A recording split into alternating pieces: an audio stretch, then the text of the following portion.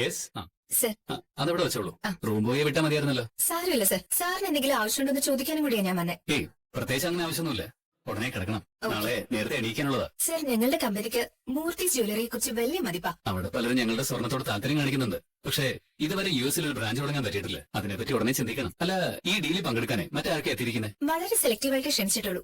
കേരളത്തിൽ നിന്ന് 3-4 പേരേ ഉള്ളൂ. ഓ, ഏൻ ജ്വല്ലറി ഉണ്ടോ? ഉണ്ട് സർ. ഇപ്പൊ അവര് നന്നായി മുന്നേറിക്കൊണ്ടിരിക്കുകയാണല്ലോ. ആ, ഒരു പരിധി വരെ. എന്ന് നമ്മൾ തന്നെ ടോപ്പ് ആയിരിക്കണമെന്ന് വിചാരിക്കുന്നത് തെറ്റല്ലേ? ഉയർച്ചയും താഴ്ചയും ഒക്കെ ഇടയ്ക്കിടയ്ക്ക് ഉണ്ടാവും. അതൊക്കെ ബിസിനസ്സിൽ സാധാരണല്ലേ? സാറിന് എന്തെങ്കിലും ആവശ്യമുണ്ടെങ്കിൽ പറയണം. ഏയ് എനിക്കങ്ങനെ പ്രത്യേകിച്ച് ആവശ്യമൊന്നുമില്ല. അല്ല, ഗ്രീന നാട്ടിൽ പോകാറുണ്ടോ? അങ്ങനൊന്നുമില്ല സർ. പിന്നെ ഇപ്പൊ മുംബൈയിൽ വന്നതുകൊണ്ട് എനിക്ക് ചെങ്ങന്നൂരിലേക്ക് പോകണം. അങ്ങനെയാണെങ്കിലേ ഇടയ്ക്ക് ഞങ്ങളുടെ ജ്വല്ലറിയിൽ നിന്ന് ഇറങ്ങാം.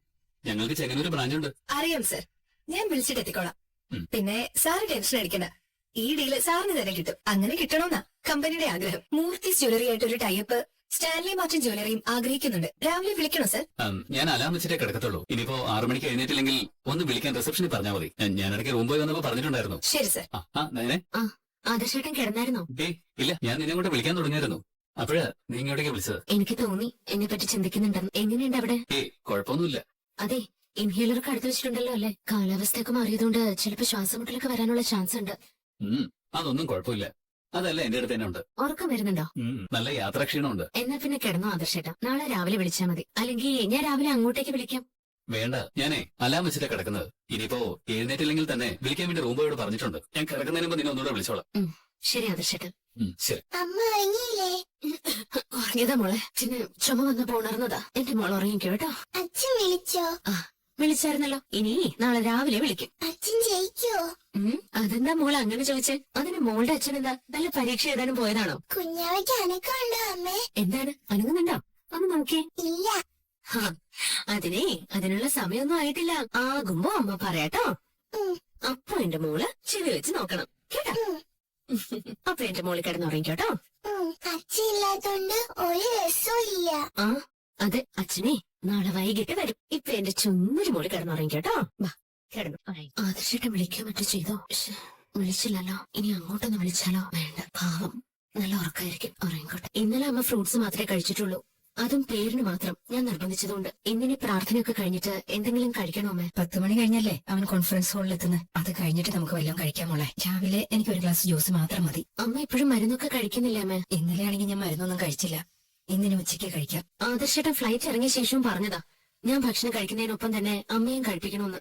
ഞാൻ അവനോട് കാര്യങ്ങളൊക്കെ പറഞ്ഞതാണല്ലോ. മോളും മോളുടെ ശരീരം നോക്കേണ്ടത്. രാവിലെ നമുക്ക് എന്തായാലും അമ്പലത്തിൽ വരെ പോകണം. അവിടെ പൂജയും വഴിപാടും ഒക്കെ പറഞ്ഞിട്ടുണ്ടല്ലോ. അവിടുന്ന് തീർത്ഥം സേവിച്ച് വ്രതം മുറിച്ചിട്ട് അവിടുന്ന് തരുന്ന പ്രസാദം കഴിക്കാം.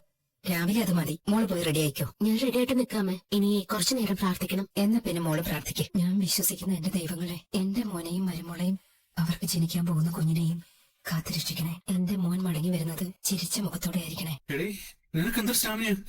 ഞാൻ ടയേർഡായി. പെട്ടെന്ന് വെള്ളം കുടിച്ചോ. ഒരുപാട് നാള് കൂടി ചെയ്യുന്നതല്ലേ. ചിലപ്പോ സോഡിയം പൊട്ടാഷ്യം ഒക്കെ കുറഞ്ഞു കാണും. നിന്നെ പരിചയപ്പെട്ട ശേഷം ഞാൻ അത്യാവശ്യം എക്സർസൈസ് ഒക്കെ ചെയ്യാൻ തുടങ്ങിയത്. ഇരുന്ന് ജോലി ചെയ്യുന്നവര് കാലിന് എക്സർസൈസ് ചെയ്യണം. അല്ലെങ്കിലേ ആദ്യം പണി കിട്ടുന്ന കാലിലായിരിക്കും. പാദം മരവച്ചിട്ട് ബ്ലഡ് സർക്കുലേഷൻ കുറയും. അതായത് കാൽപാദത്തിലേക്കൊന്നും രക്തോട്ടം ഉണ്ടാവില്ല എന്ന്. നമ്മുടെ കല്യാണത്തിന് മുമ്പ് സ്ഥിരമായി ജിമ്മിലേക്കൊക്കെ വരണം. എന്നാലേ നിന്നെ പോലെ ഒരു ബ്ലാക്ക് ബെൽറ്റിനൊപ്പം എനിക്ക് പൊരുത്തപ്പെട്ട് പോകാൻ പറ്റൂ. കട്ടയ്ക്ക് നിൽക്കണ്ടേ? അല്ല, ഇന്ന് നവീൻ വരാന്ന് പറഞ്ഞില്ലേ? ഞാൻ വിളിച്ചില്ല. വിളിച്ചെങ്കിൽ വന്നേനെ. നവീനായിട്ട് നല്ല കമ്പനിയാ. പിന്നെ നമ്മള് വക്കീലും പോലീസൊക്കെ ആയതുകൊണ്ടേ സംസാരിക്കുന്ന വിഷയങ്ങൾ ഏകദേശം ഒക്കെ ഒന്ന് തന്നെയാ. അല്ല, സാധാരണ പോലീസുകാരും വക്കീലും തമ്മില് കീരിയും പാമ്പും പോലാണല്ലോ.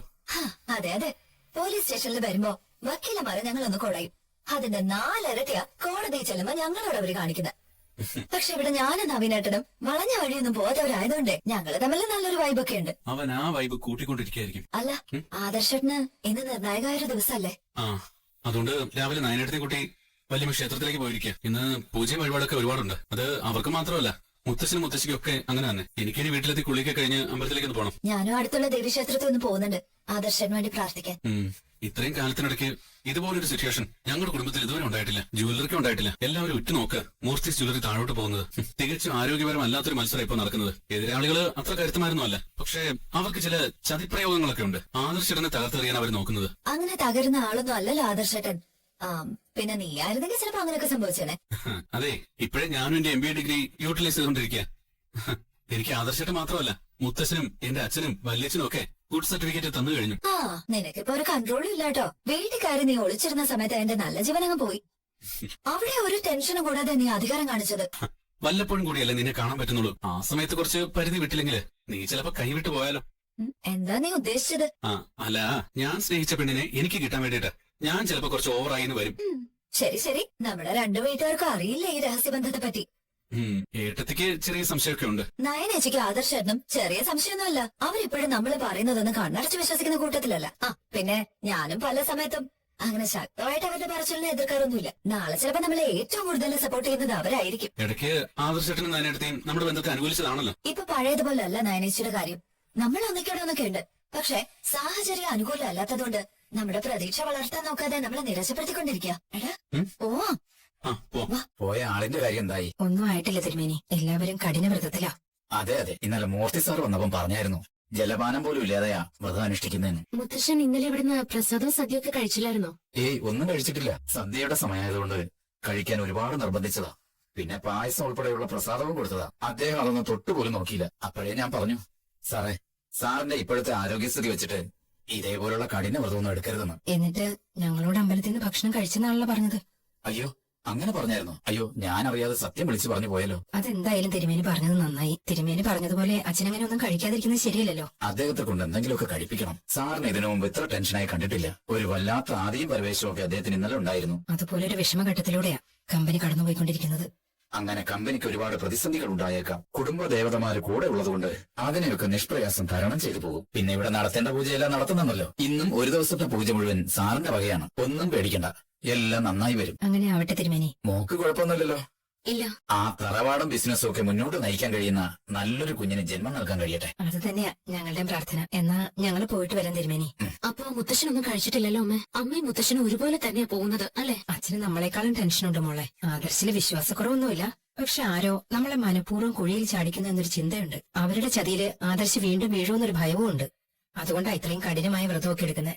കുടിക്കാൻ മോരോ നാരങ്ങയുള്ളോ കൊണ്ടുവരട്ടെ? ഒന്നും വേണ്ട, ഇന്ന് ഇതേവരെ ഒന്നും കഴിച്ചില്ലല്ലോ. കഴിക്കാം. മരുന്നൊക്കെ ഒരുപാട് കഴിക്കുന്നതാ. ആ ഓർമ്മ വേണം. 75 കഴിഞ്ഞ ഞാനിനി എന്റെ ആരോഗ്യത്തെ പറ്റി കൂടുതൽ ചിന്തിക്കേണ്ട കാര്യമില്ല വസുന്ധരെ. എന്നാ പിന്നെ എല്ലാരും അങ്ങനെ ചിന്തിക്കണ്ടേ? ഇന്നലെ അമ്പലത്തിൽ നിന്ന് ആഹാരം കഴിച്ചു എന്ന് പറഞ്ഞു. അതുപോലെ സത്യമാണോന്ന് ദൈവത്തിനറിയാം. സത്യമല്ലമ്മേ, ഇന്നലെ അമ്പലത്തിൽ നിന്ന് അച്ഛൻ സദ്യയൊക്കെ കഴിച്ചിരുന്നോ? സദ്യ മാത്രമല്ല, അമ്പലത്തിൽ നിന്ന് വഴിപാടിന്റെ പ്രസാദവും കഴിച്ചെന്നാ പറഞ്ഞേ. എന്തിനാ മുത്തശ്ശ കള്ളം പറയുന്നത്? ഇന്ന് പൂജാരിയെ കണ്ടപ്പോ പറഞ്ഞല്ലോ മുത്തശ്ശനൊന്നും കഴിച്ചില്ലാന്ന്. എന്നു മുതലാ ഇദ്ദേഹം എന്നോട് കള്ളം പറയാൻ തുടങ്ങിയേ? കള്ളം പറഞ്ഞതല്ല വസുന്ധരെ. ഞാൻ ഭക്ഷണം കഴിച്ചില്ലെന്ന് പറഞ്ഞാൽ അത് തനിക്ക് വിഷമാവും. അതുകൊണ്ടാ അങ്ങനെ പറഞ്ഞത്. ആദർശ ആ ഡീൽ ഉറപ്പിച്ചു എന്നറിയുന്നത് വരെ എനിക്കിനി ഒന്നും അങ്ങോട്ട് ഇറങ്ങില്ല. കരള് മാറ്റി വെച്ചിട്ട് നിൽക്കുക ഇവിടെ ഇരുത്തി. അവളും ഒന്നും കഴിച്ചിട്ടില്ല. അസുഖക്കാരെല്ലാരും കൂടി ഇങ്ങനെ തുടങ്ങിയാ എല്ലാവർക്കും അത് വിഷമമാകും കേട്ടോ. ഇദ്ദേഹം ഒന്നും കഴിച്ചില്ലെന്ന് അറിഞ്ഞിരുന്നെങ്കിൽ ഞാനും ഒന്നും കഴിക്കില്ലായിരുന്നു. എന്നെക്കാളിപ്പോൾ അവശത തനിക്കല്ലേ വസുന്ധരെ? അവശതയൊക്കെ ഉണ്ട്. എങ്കിലും വലിയൊരു രോഗം വന്നു പോയത് ഇദ്ദേഹത്തിനാ. അത് മറക്കരുത്.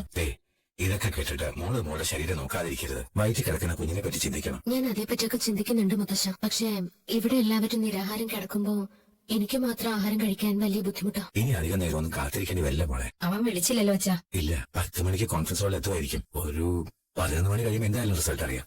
ജ്വല്ലറിയുടെ മോഡലാ നവ്യ. അതുകൊണ്ട് അവളും അഭിയും ജലജിയൊക്കെ പ്രാർത്ഥിക്കുന്നത് ജ്വല്ലറി ഈ ഡീൽ ഉറപ്പിക്കണമെന്നാ. അവിടെ ആദർശ് പരാജയപ്പെടണമെന്നുവാ. അഭിയുടെയും ജലജയുടെയൊക്കെ പ്രാർത്ഥന ദൈവം കേട്ടിരുന്നെങ്കിൽ എന്നേ ഈ വീട് തകർന്ന് തരിപ്പണമായനെ. സത്യം പറഞ്ഞ ഇന്ന് ആദർശിന് വേണ്ടി ഏറ്റവും കൂടുതൽ പ്രാർത്ഥിക്കേണ്ടത് അഭിയും ജലജയുമാണ്. കാരണം അവര് നിലനിൽക്കുന്നത് അവൻ വലിയൊരു ത്യാഗം ചെയ്തതുകൊണ്ടാണ്. ബുദ്ധി വികസിക്കാത്ത രണ്ടും അത് മനസ്സിലാക്കുന്നില്ല.